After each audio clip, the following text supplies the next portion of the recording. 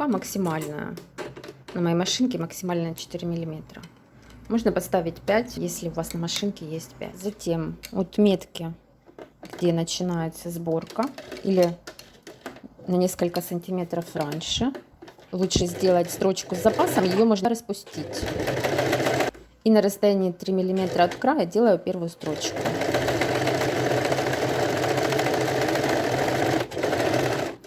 Затем рядом с первой строчкой, левее где-то на 2-3 миллиметра, делаю вторую строчку.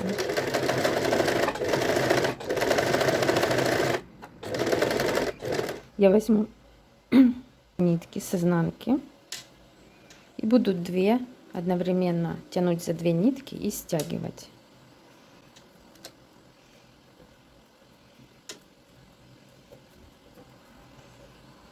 С одной стороны и с другой. Лучше делать с двух сторон, так будет удобнее.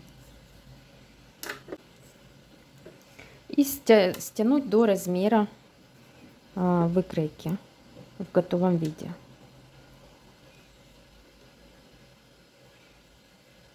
Вот, и сейчас я вам расскажу, для чего делаем 2 строчки. Краешки, они будут, если вы проложите одну строчку, они будут закручиваться. Можем даже проверить сейчас, смотрите.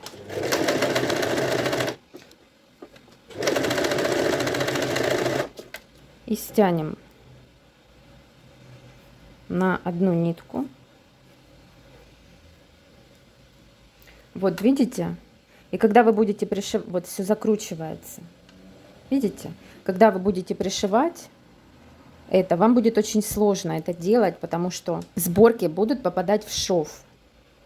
И смотрите, как это выглядит с 2 строчками. Видите, плоско лежит сборочка, она плоская.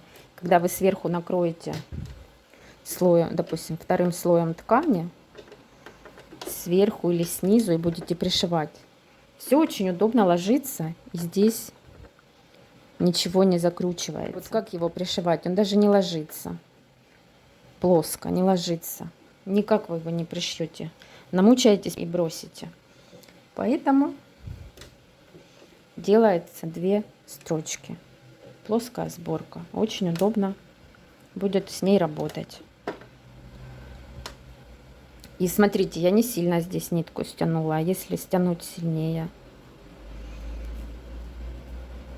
если нужно сборку сделать более густую, это, ну все, здесь просто комок какой-то получается. Ничего вы с ним не сделаете. Вот сборочка получилась. Размер я потом померяю по выкройке. Сейчас я буду собирать плечевые швы и боковые.